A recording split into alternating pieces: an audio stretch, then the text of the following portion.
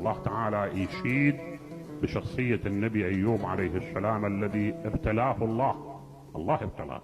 حتى في يوم من الأيام يقولون زوجته اللي هي ليا قعدت يقول تعبت من الخدمة وتعبت من العمل، قعدت فرد يوم تبكي.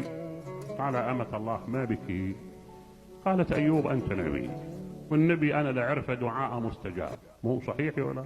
قال نعم صحيح. قالت لها هاي الحالة اللي أنا بيها عاجبتك أنت هاي الحالة؟ ترى أنا في حالة يرثى لها، ادعو ربك حتى يخلصنا من هذا الحال. يقول أيوب عليه السلام أجابها قال أمة الله كم عشنا في النعيم من كانت صحتي عندي وأمورنا عدلة تمام.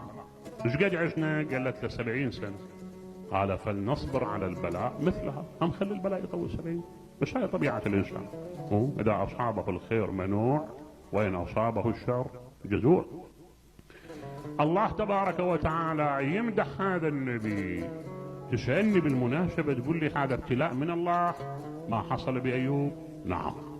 تقول لي طيب هو نبي الأنبياء ما الله يبتليهم؟ طبعا.